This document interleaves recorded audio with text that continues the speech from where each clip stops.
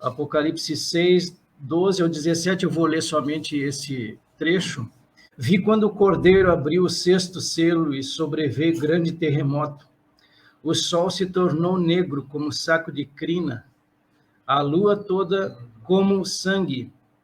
As estrelas do céu caíram pela terra como a figueira, quando abalada por vento forte, deixa cair os seus figos verdes. E o céu recolheu-se como um pergaminho quando se enrola. Então todos os montes e ilhas foram movidos do seu lugar. Os reis da terra, os grandes, os comandantes, os ricos, os poderosos e todo escravo, e todo livre, se esconderam nas cavernas e nos penhascos dos montes. E disseram aos montes e aos rochedos: caí sobre nós e escondei-nos da face daquele que se assenta no trono e da ira do Cordeiro, porque chegou o grande dia da ira deles, e quem é que pode suster-se? Então está aí Apocalipse 6, 12. Vi quando o Cordeiro abriu o sexto selo e sobreveio grande terremoto. O sol se tornou negro como saco de crina, a lua toda como sangue. É baseado nesse primeiro versículo aí que a gente vai discorrer agora. Vamos começar com esse primeiro comentarista aqui, está mais à esquerda de vocês, em vermelho. Em nenhum lugar do Apocalipse fala que não haverá salvação depois que o sétimo selo for aberto. Mas também é verdade que não aparece nenhum sinal de conversão dos homens diante dos flagelos a que serão submetidos.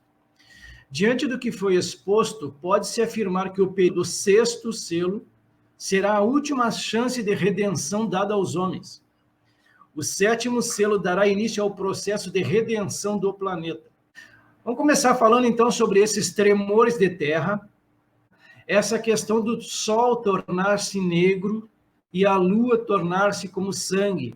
Esses são os primeiros temas que a gente vai falar hoje. A gente vai perceber no decorrer das referências aqui que outros tremores de terra vão acontecer durante a grande tribulação. Essa questão do sol se tornar negro, a lua tornar-se como sangue, também não será uma vez só que vai acontecer. Não vai ser apenas nesse sexto selo.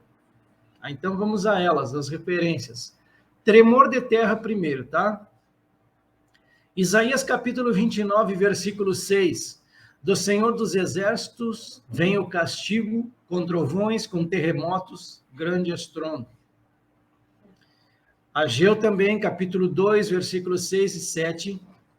Porque assim diz o Senhor dos Exércitos, ainda uma vez, daqui a pouco, e farei tremer os céus, e a terra, e o mar, e a terra seca, e farei tremer todas as nações, e virá o desejado de todas as nações, e encherei esta casa de glória, diz o Senhor dos Exércitos. Mateus 24, 7. Lembrando que tudo isso aqui que a gente está vendo são sinais da vinda de Jesus. A gente ficou ali 2 sábados falando somente sobre eles. Porquanto se levantará nação contra nação, e reino contra reino, e haverá fomes e pestes e terremotos em vários lugares. Apocalipse 8, 5. Aqui vejam, é a segunda vez que vai ocorrer terremotos dentro da 70ª semana de Daniel, ou dentro da grande tribulação. A primeira vai ser exatamente aqui, durante esse sexto selo. E depois a gente vai ver entre o sétimo selo e a primeira trombeta nos primeiros 3 anos e meio. Então, logo que começa a semana, vai haver esse primeiro terremoto e logo depois vai haver outro. Apocalipse 8, 5. E o anjo tomou o incensário e o encheu do fogo do altar e o lançou sobre a terra. E houve depois vozes e trovões e relâmpagos e terremotos. E depois, mais uma vez, sob a 7ª trombeta, no meio da semana, será o outro terremoto que vai ocorrer. Nós estamos falando de grandes terremotos. Apocalipse 11, 19. E houve relâmpagos e vozes e trovões e terremotos e grande saraiva. E aí, finalmente, já agora, sob a 7ª taça, no final da semana. Isso aí já na vinda de Jesus. A gente vai colocar aqui, para gravar e para nossa observação, 3 passagens bíblicas que falam do mesmo assunto. Apocalipse 11:13, Apocalipse 16:18 e Zacarias 14:4. Apocalipse 11:13, e naquela mesma hora houve um grande terremoto, e caiu a 10ª parte da cidade, e no terremoto foram mortos 7.000 homens. Então, aqui sobre a 7ª taça, no final da grande tribulação já. Na mesma situação, Apocalipse 16:18, e houve vozes e trovões e relâmpagos, e um grande terremoto, como nunca tinha havido desde que há homem sobre a terra. Tal foi este tão grande terremoto. Zacarias 14:4. Aqui também mesma situação. E naquele dia estarão os seus pés sobre o Monte das Oliveiras, que está defronte de Jerusalém para o oriente, e o Monte das Oliveiras será fendido pelo meio, para o oriente e para o ocidente, e haverá um vale muito grande, e metade do monte se apartará para o norte e a outra metade dele para o sul. Aqui ele está se referindo a Jesus. Na vinda dele, ele vai tocar em terra ali em Jerusalém, naquele mesmo local onde a gente comentou alguns dias atrás, no Monte das Oliveiras. Sol e lua atingidos, é o tema que a gente está verificando então. Aqui na esquerda da tela de vocês, esse primeiro comentarista, ele vai dizer o seguinte: o sol tornou-se negro, provavelmente causado pelo pó que estava no ar devido ao terremoto. A lua tornou-se como sangue. A respeito disso, não quer dizer que a lua, de fato, converteu-se em sangue, mas que tornou-se como sangue. Novamente, provavelmente está se referindo às partículas de pó que estavam no ar. Aí esse outro comentarista, mais abaixo aqui na esquerda, a respeito desse terremoto, primeiramente, faz parte da alteração física da Terra antes da transformação da criação. Toda a descrição deste 6º selo lembra a profecia de Jesus sobre os acontecimentos cósmicos que anteciparão sua volta. Isso a gente comentou agora há pouco, né? Sol e lua atingidos, então. Primeira referência bíblica, isso ocorrerá aqui, nesse texto de Apocalipse 6, que fala do 6º selo, e também outra ali durante a 4ª trombeta, Apocalipse 8:12. E o 4º anjo tocou a sua trombeta, e foi ferida a 1/3 parte do sol, e a 1/3 parte da lua, e a 1/3 parte das estrelas, para que a 1/3 parte deles se escurecesse, e a 1/3 parte do dia não brilhasse, e semelhantemente à noite. Agora, durante a 5ª trombeta, e abriu o poço do abismo, e subiu fumaça do poço, como a fumaça de uma grande fornalha, e com a fumaça do poço escureceu-se o sol e o ar. Uma outra situação mais à frente, também em Apocalipse 16:10, durante a 5ª taça, no final da semana agora, já no finalzinho da grande tribulação, e o 5º anjo derramou a sua taça sobre o trono da besta, e o seu reino se fez tenebroso. Uma outra situação também. Mateus 24:29, logo após a futura tribulação, no 2º advento, ou seja, na vinda de Jesus, e aqui a gente vai ver todos esses mesmos eventos logo na sequência. E logo depois da aflição daqueles dias, o sol escurecerá e a lua não dará sua luz, e as estrelas cairão do céu e as potências dos céus serão abaladas. Isaías 13:9 e 10 vai falar exatamente a mesma situação. Eis que vem o dia do Senhor, horrendo, com furor e ira ardente, para pôr a terra em assolação e dela destruir os pecadores, porque as estrelas dos céus e as suas constelações não darão a sua luz, o sol se escurecerá ao nascer, e a lua não resplandecerá com a sua luz. Ezequiel, capítulo 32, versículos 7 e 8. E apagando-te eu, cobrirei os céus e enegrecerei as suas estrelas. Ao sol encobrirei com uma nuvem, e a lua não fará resplandecer a sua luz. Todas as brilhantes luzes do céu enegrecerei sobre ti e trarei trevas sobre a tua terra, diz o Senhor Deus. Joel 2, 30, 31. Mostrarei prodígios no céu e na terra, sangue, fogo e colunas de fumaça. O sol se transformará em trevas e a lua em sangue, antes que venha o grande e terrível dia do Senhor. Agora no capítulo 3 de Joel também, 14 ao 16. Multidões, multidões no vale da decisão, porque o dia do Senhor está perto, no vale da decisão. O sol e a lua se escurecem e as estrelas deixam de brilhar. O Senhor rugirá de Sião e de Jerusalém fará ouvir a sua voz. Os céus e a terra tremerão, mas o Senhor será o refúgio do seu povo e a fortaleza dos filhos de Israel. Diante deles, a terra treme e os céus se abalam. O sol e a lua se escurecem e as estrelas deixam de brilhar. Então, aqui, nitidamente, são sinais dos céus, conforme o próprio Senhor Jesus havia falado, que iria acontecer.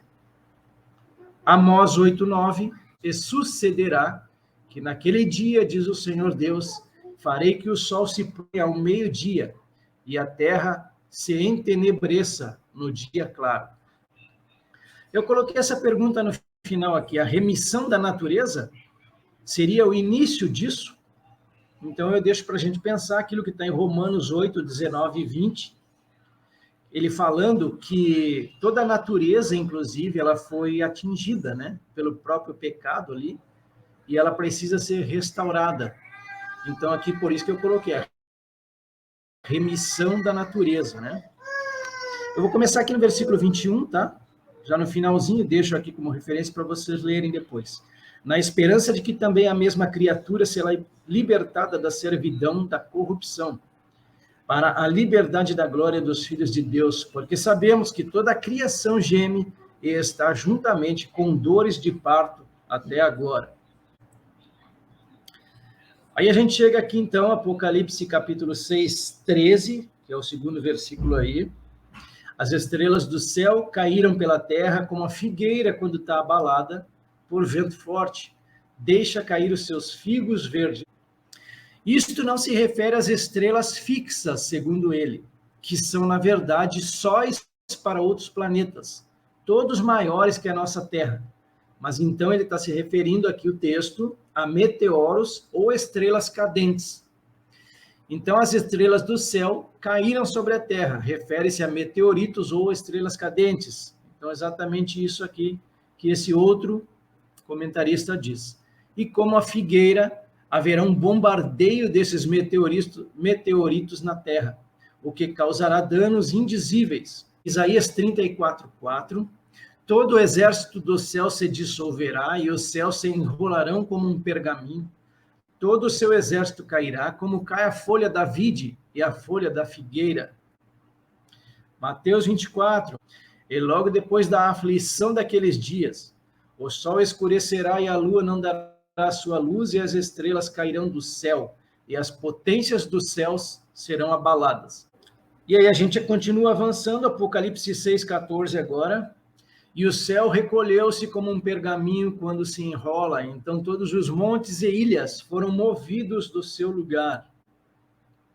O céu recolher-se como um rolo não significa a extinção dos céus mais do que em Apocalipse 20:11. A gente vai ver isso mais à frente. Pois eles são vistos muitas vezes depois disso. Então todos os montes e ilhas não significa a das ilhas e montes, pois muitos anos depois eles serão novamente atingidos por outro grande tremor de terra. E ele finaliza com isso aqui, que eu acho interessantíssimo também, ó, a terra para sempre permanece. Aí eu fiz questão de deixar esse comentário dele, porque eu acredito piamente nisso. A terra para sempre vai permanecer, ela não vai se extinguir, não vai explodir a terra, vai simplesmente acabar e nascer uma outra terra. A visão que eu tenho a respeito disso é que a terra vai se modificar, tá? Vai se transformar. Então, vamos para as referências bíblicas agora, começando com o Salmo 102, versículo 25 e 26. Em tempos remotos, lançaste os fundamentos da terra, e os céus são obras das tuas mãos. Eles perecerão, mas tu permaneces. Todos eles envelhecerão como uma veste, como roupa os mudarás e serão mudados. Isaías 34, 4. Todo o exército do céu se dissolverá, e os céus se enrolarão como um pergaminho. Todo o seu exército cairá como cai a folha da vide e a folha da figueira. Diz ainda, no princípio, Senhor, lançaste os fundamentos da terra, e os céus são obras das tuas mãos. Eles perecerão, mas tu permaneces. Todos eles envelhecerão como veste. Como manto tu os enrolarás, e como roupa serão igualmente mudados. Tu, porém, és o mesmo, e os teus anos jamais terão fim. O céu retirou-se. Ele fala do tremor dos céus, o que instigou os meteoritos. Para ele coloca dessa forma. Foram removidos. Isso revela poder de proporções inimagináveis. A concentração maior desses fenômenos será muito provavelmente no Oriente Médio. Os montes e ilhas serão removidos dos seus lugares. Começo com Isaías 54, 10. Porque os montes se retirarão e os outeiros serão removidos. Mas a minha misericórdia não se apartará de ti, e a aliança da minha paz não será removida, diz o Senhor, que se compadece de ti. Ezequiel 38, 20. Os peixes do mar, as aves do céu, os animais selvagens, todos os animais que rastejam sobre a terra, e todas as pessoas que estão sobre a face da terra, tremerão diante de mim. Os montes virão abaixo, os rochedos se desfarão, e todas as muralhas desabarão por terra. A gente continua avançando, então, Apocalipse 6,15. Os reis da terra, os grandes, os comandantes, os ricos, os poderosos, e todo escravo, e todo livre, se esconderam nas cavernas e nos penhascos dos montes. Esconderam-se. Apresenta isso como esforço inútil, porque os homens não podem esconder-se de Deus. Além disso, abrange a todos, tanto os pobres quanto os ricos. Salmo 110, 5 e 6. O Senhor à tua direita, no dia da sua ira, esmagará os reis. Ele julga entre as nações. Enche-as de cadáveres, esmagará cabeças por toda a terra. Vai, entra nas rochas e esconde-te no pó, ante o terror do Senhor e a glória da sua majestade. Os olhos altivos dos homens serão abatidos, e a sua altivez será humilhada. Só o Senhor será exaltado naquele dia. Então os homens se meterão nas cavernas das rochas e nos buracos da terra, ante o terror do Senhor e a glória da sua majestade, quando ele se levantar para espantar a terra. Naquele dia, os homens lançarão às toupeiras e aos morcegos os seus ídolos de prata e os seus ídolos de ouro, que fizeram para ante eles se prostrarem, e meter-se-ão pelas fendas das rochas e pelas cavernas das penhas, ante o terror do Senhor e a glória da sua majestade, quando ele se levantar para espantar a terra. Apocalipse 6,16, e disseram aos montes e aos rochedos, caí sobre nós.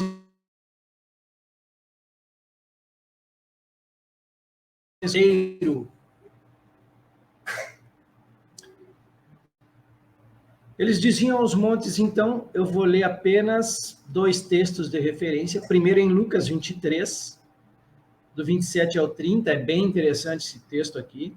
Jesus ele está indo rumo ao Calvário, já está carregando a sua cruz, e aí algumas mulheres, elas batiam nos peitos e o lamentavam, e aí Jesus vai dizer para elas assim, filhas de Jerusalém, não choreis por mim, chorai antes por vós mesmas e por vossos filhos, porque eis que hão de vir dias em que dirão, Bem-aventuradas as estéreis e os ventres que não geraram e os peitos que não amamentaram.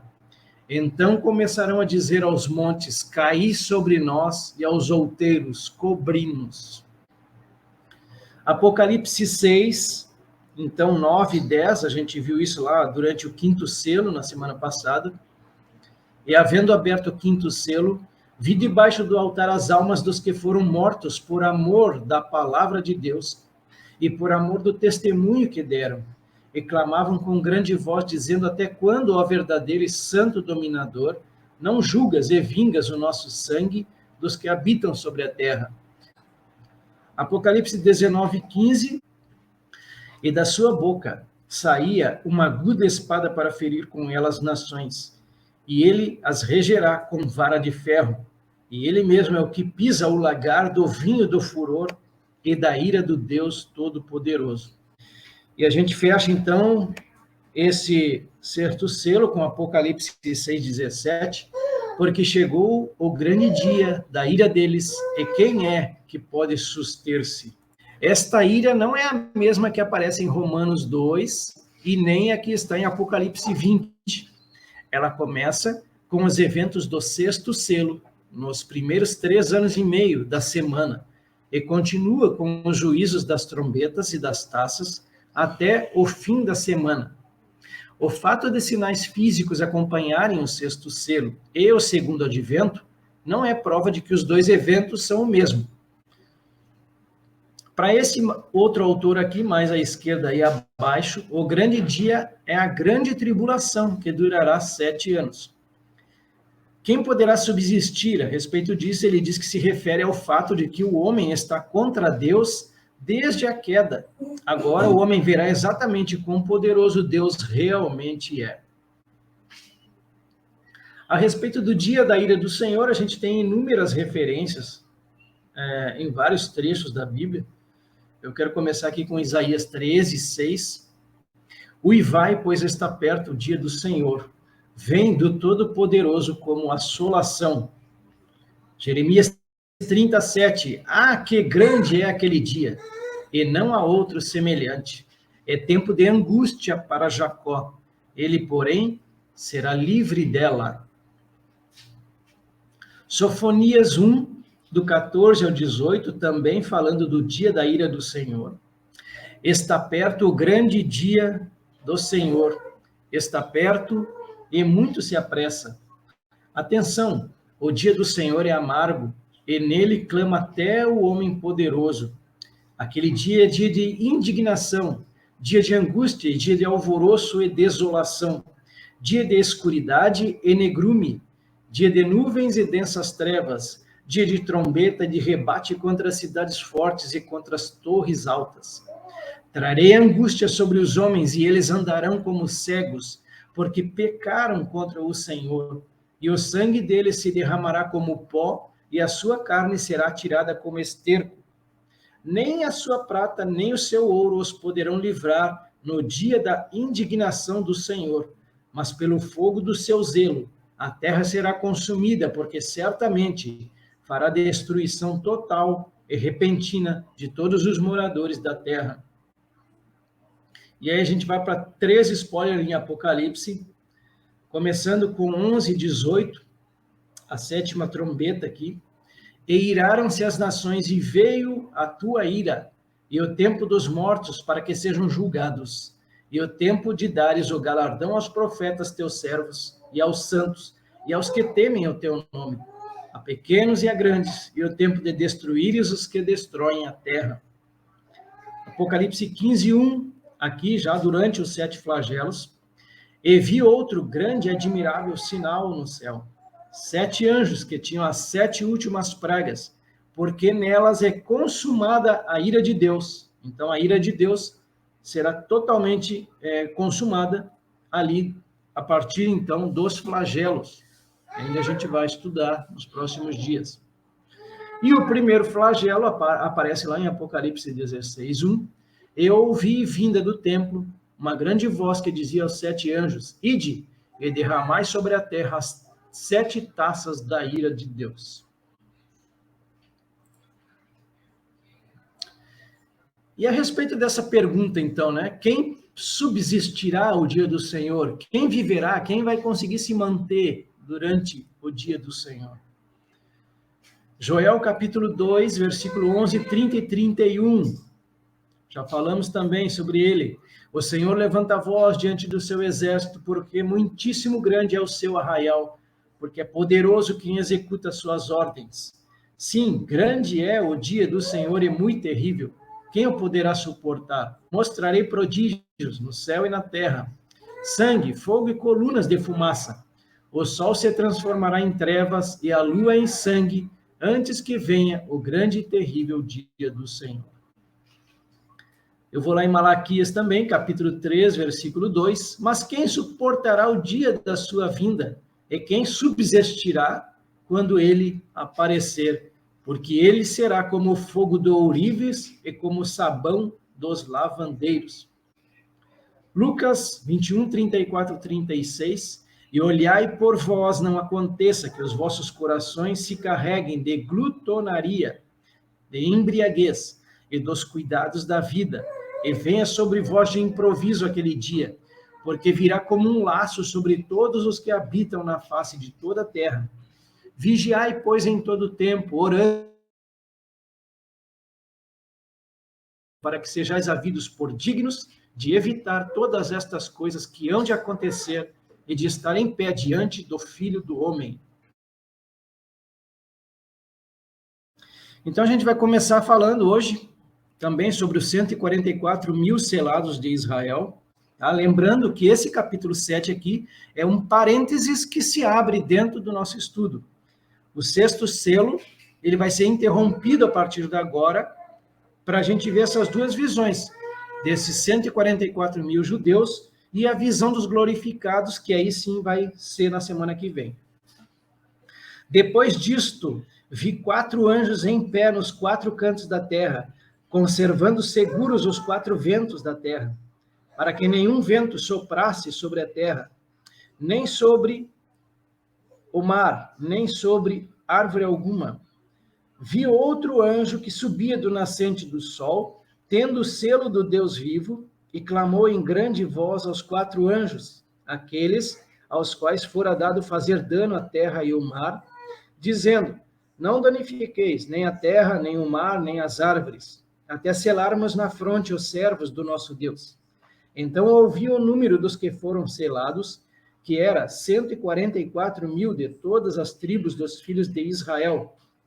Da tribo de Judá foram selados 12 mil, da tribo de Ruben, 12 mil, da tribo de Gade, 12 mil, da tribo de Áser, 12 mil, da tribo de Naftali, 12 mil, da tribo de Manassés, 12 mil, da tribo de Simeão, 12 mil, da tribo de Levi, 12 mil, da tribo de Issacar, 12 mil, da tribo de Zebulon, 12 mil, da tribo de José, 12 mil, da tribo de Benjamim foram selados 12 mil.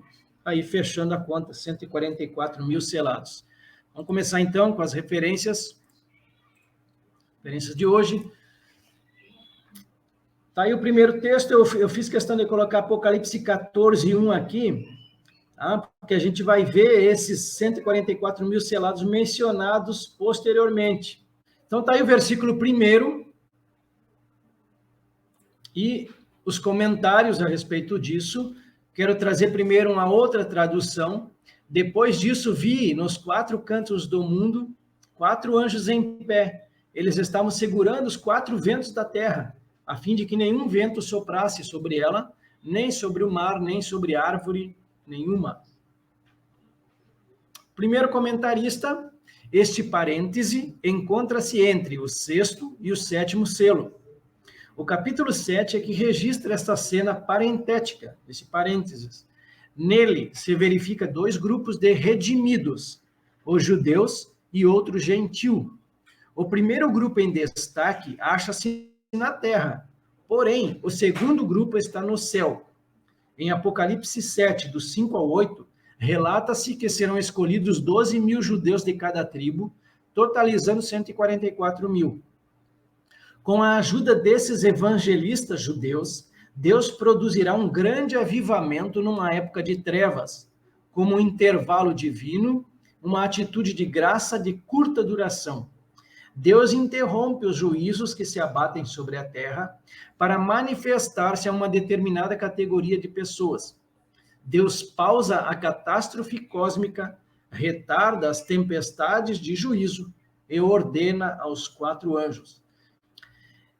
Nesse outro comentarista, essa Bíblia de Estudo aqui, ela traz que os acontecimentos deste capítulo ocorrerão entre a abertura do 6º e do 7º selo. Neste período são mencionados 2 grupos distintos, os 144 mil servos de Deus, que estão assinalados, são representantes, então, das 12 tribos de Israel. Isto não quer dizer que somente 144 mil israelitas serão salvos, mas que 12 mil escolhidos de cada tribo estarão protegidos da ira de Satanás e do anticristo. Então ele fala aqui de 4 anjos em pé nos 4 cantos da terra. Esses 4 anjos aqui a gente traz esse primeiro comentarista mais à esquerda aqui. Estes são os 4 primeiros anjos do juízo das trombetas, que são ordenados a não tocar suas trombetas, que trazem o juízo, até que os 144 mil judeus sejam assinalados ou marcados para serem protegidos durante estes juízos. Os 144 mil, então, são assinalados antes dos 7 juízos das trombetas. 4 anjos, então, representa a universalidade da administração de Deus. Retendo os 4 ventos, de fato, refere-se ao juízo, que será detido por um breve período de tempo. Não soprasse, os ventos do juízo lutam para libertar-se, mas são mantidos em suspensão pela onipotência do Deus Todo-Poderoso. Esses 4 cantos da terra, para este autor aqui, simbolizam os 4 pontos cardeais da bússola: norte, sul, oeste e leste, de onde surgem ventos que representam a ira de Deus irresistivelmente derramada na terra inteira. Então a gente vê aqui, até mesmo pelos comentaristas, que isso, a respeito de 4 ventos da terra, a gente vê na Bíblia como no sentido de localização, a gente vê vários exemplos disso, e a gente vê também no sentido de destruição, de juízo. Então eu separei esses 2 blocos. Então eu trago Isaías 11:12, falando dos 4 confins da terra, Jeremias 49:36, os 4 ventos dos 4 ângulos dos céus, e os espalharei na direção de todos estes ventos. Ezequiel 37:9, venham dos 4 ventos, ó Espírito, e sopre sobre estes mortos para que vivam. Daniel 8:8 fala dos 4 ventos do céu também, que seriam direções aqui. Mateus 24:31 fala assim, ó, ele enviará os seus anjos com um grande som de trombeta, os quais reunirão os seus escolhidos dos 4 ventos de uma a outra extremidade dos céus, falando no sentido de localização também. E aqui no sentido de destruição, juízo, Salmo 48:7, com vento oriental destruíste as naus de Tarsis. E lá o Salmo 104, fazes a teus anjos ventos e a teus ministros labaredas de fogo. Apocalipse 7:2, a gente já fez menção a esse texto, já lemos. Outro anjo que subia do nascente do sol, tendo o selo do Deus vivo. Esse é o texto que nos chama a atenção aqui. Esse selo do Deus vivo, para este autor, mais à esquerda, o primeiro, o selo do Deus vivo, então, significa simplesmente ter o nome de Deus gravado ou escrito na testa. Bastante sintético, eu acredito que é isso mesmo. Para este outro, o advento desse anjo representa o fato de que esse é o início da restauração de Israel. Então, começando com esses 144 mil aqui. O selo do Deus vivo, para ele, diz respeito ao selo da salvação. E o poder de danificar, os juízos devem ser contidos. Isso é quase que uma unanimidade entre os comentaristas bíblicos. Então, esse selo do Deus vivo é uma confirmação? É o Espírito Santo ou é pertencimento ao Senhor? Coloquei aqui como uma pergunta, esses 3 aqui, para a gente pensar sobre isso. 2 Coríntios 1, 21 e 22, o selo do Espírito, pôs o seu selo em nós e nos deu o penhor do Espírito em nosso coração. Efésios 1, receberam o selo do Espírito Santo da promessa. O Espírito é o penhor da nossa herança, até o resgate da sua propriedade, em louvor da sua glória. Efésios 4:30, Espírito Santo de Deus, no qual vocês foram selados para o dia da redenção. 2 Timóteo 2:19, entretanto, o firme fundamento de Deus permanece, tendo este selo, o Senhor conhece os que lhe pertencem. Apocalipse 7:3, ele dá uma ordem aqui, não danifiqueis nem a terra, nem o mar, nem as árvores, até selarmos na fronte os servos do nosso Deus. Esse comentarista mais à esquerda, ele diz que os 144 mil judeus não são servos quando acontece o arrebatamento em Apocalipse 4:1, pois todos os que estiverem em Cristo naquele momento serão trasladados. Eles serão salvos após o arrebatamento, durante o avivamento pré-anunciado em Atos 2. Serão salvos e se tornarão servos de Deus assim que forem assinalados. Então ele diz aqui, não danificar a terra, nem o mar, nem as árvores. Isaías 65, 8 ao 10, não a destruam, pois a bênção nele. Ele está falando aqui, no cacho de uvas. Assim farei por amor de meus servos, e não destruirei todos eles. Farei sair de Jacó descendência, e de Judá um herdeiro que possua os meus montes. Então aqui, salvo o restante fiel. Seriam esses restantes fiéis, começando com os 144 mil judeus? Apocalipse 9:4, lhes foi dito que não causasse dano à erva da terra, nem a qualquer coisa verde, nem a árvore alguma. Então, somente as pessoas que não têm o selo de Deus na testa. Selar na fronte, a gente vê lá o sangue, né, como um sinal lá em Êxodo, quando o anjo da morte passa, né, e aqueles judeus que marcaram as suas casas com o sangue do cordeiro, eles não foram mortos. Isso aí era um sinal também. Ezequiel 9, 13 e 4, bem interessante esse texto de Ezequiel, bem similar a esse aqui de Apocalipse. A glória do Deus de Israel se levantou do querubim sobre o qual estava, indo até a entrada do templo. E o Senhor clamou ao homem vestido de linho, que tinha o estojo de escriba à cintura, e lhe disse: passe pelo meio da cidade, pelo meio de Jerusalém, e marque com o sinal a testa daqueles que suspiram e gemem, por causa de todas as abominações que se cometem no meio dela. Selar na fronte, Apocalipse 7:3, ele diz então, não danifiques nem a terra, nem o mar, nem as aves, até selarmos na fronte os servos do nosso Deus. Então, uma outra versão, não façam estragos na terra, nem no mar, nem nas árvores, até que marquemos com o sinete a testa dos servos do nosso Deus. Então, aqui, busquem o Senhor todos vocês, os humildes da terra, que cumprem os seus mandamentos, busquem a justiça, busquem a humildade. Talvez assim vocês sejam poupados no dia da ira do Senhor. De que forma eles vão ser poupados? Marcados? Possivelmente sim. Malaquias 3, 17 e 18, eu os pouparei como um homem poupa seu filho que o serve. Mateus 24, mais uma vez recorrendo a Mateus 24 aqui. Não tivessem aqueles dias sido abreviados, ninguém seria salvo. Mas por causa dos escolhidos, tais dias serão abreviados. Apocalipse 3:12, ao vencedor, faloei coluna no santuário do meu Deus, e daí jamais sairá. Gravarei também sobre ele o nome do meu Deus, o nome da cidade do meu Deus, a nova Jerusalém que desce do céu, vinda da parte do meu Deus, e o meu novo nome. Apocalipse 14:1, mais um spoiler. Olhei e eis que o cordeiro estava em pé sobre o monte Sião. Com ele estavam 144 mil, que tinham escrito na testa o nome do cordeiro e o nome de seu pai. Apocalipse 7:4, o número dos selados eram 144 mil de todas as tribos dos filhos de Israel. Aqui tem algumas referências também, esses dois comentaristas aqui.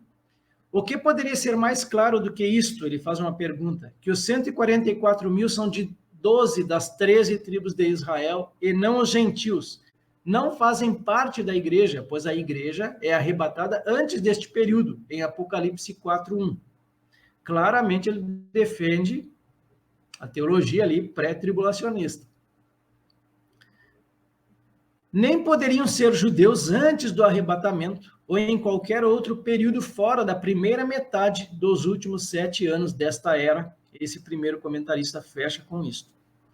Este outro aqui, mais abaixo, à esquerda também, 144 mil assinalados, 12 mil de cada tribo, são as primícias de Israel, que estão incluídas na primeira ressurreição, como toda Israel que aceitará Cristo na segunda vinda. E a gente vê várias profecias a respeito das tribos de Israel. Ezequiel, por exemplo, aqui. A gente vê lá em Atos promessas feitas por Deus aos nossos pais, a qual as nossas 12 tribos, servindo a Deus fervorosamente noite e dia, almejam alcançar. Paulo aqui está falando de algo para o futuro. Romanos também, mais uma vez, Paulo aqui, o remanescente é que será salvo, porque o Senhor cumprirá a sua palavra sobre a terra de forma plena e em breve. Ainda em Romanos também, ele falando sobre esses remanescentes, segundo a eleição da graça, eles vão ser alcançados por essa graça, também os judeus. Ezequiel 48, fala também a respeito disso, das tribos de Israel. 144 mil, um número perfeito e completo, 1.000 dúzia de dúzias, simboliza os crentes fiéis na terra, que permanecem firmes no meio da perseguição, ou os judeus que ainda serão salvos, ou os judeus que não se curvaram ao anticristo durante a grande tribulação. Mas nesta interpretação, não se explica por que a lista das tribos de Ezequiel 48 não é a mesma de Apocalipse 7, essa que nós estamos vendo aqui. Ezequiel 48, eu fiz um comparativo aqui nessa tabela de vários textos que falam aí sobre as tribos de Israel. Aqui aparece mais à esquerda de vocês, Apocalipse 7, que é o texto que a gente está vendo, todas as tribos mencionadas, Gênesis 35 e Crônicas também, que fala dos filhos de Israel. A gente vai ver que Dan não é mencionado aqui nessa lista. A gente vê Ezequiel, que é justamente isso que ele fala, que a lista não é a mesma de Ezequiel 48 aqui. Então, eu vou deixar essa tabela aqui para vocês lerem depois. Então, aqui, Apocalipse 7, do 5 ao 8, falando sobre todas as tribos aqui. Aqui estão todas as referências, existem outras, né? Mas eu coloquei algumas aqui só para ilustrar, deixar ali no PDF, na apostila. Aqui os comentaristas falando sobre a tribo de Dan, né? Todas as tribos exceto Dan. Os nomes de Dan e Efraim não são mencionados aqui. Os nomes de Levi e José substituem esses nomes. Para explicar a omissão de Dan, muitos usam o texto de Deuteronômio 29, 18 ao 21, mas qual é a tribo que não participa da idolatria? A verdadeira razão por que ninguém de Dan é selado aqui é porque ninguém é servo de Deus naquele momento. Dan será restaurada com as outras tribos no milênio, por isso a idolatria de Dan não é motivo para a tribo ser omitida aqui. A respeito de Levi, esta tribo não aparece normalmente com as 12 tribos de Israel, sendo os ministros da nação. Mas neste caso, Dan é deixada porque nenhum de seus homens voltou-se para Deus no avivamento, exceto os 144 mil judeus. São pensamentos aí, então, deste comentarista. E eu fecho com este último. A tribo de José, então, seria Efraim, representando Efraim, que é filho de José. A tribo de Dan foi omitida sem que nenhuma razão seja dada. Eu ficaria com esse autor aqui, tá? Para ser mais, assim, imparcial, eu colocaria isso. De fato, a tribo de Dan não teve uma razão, o porquê disso, por que ela foi omitida.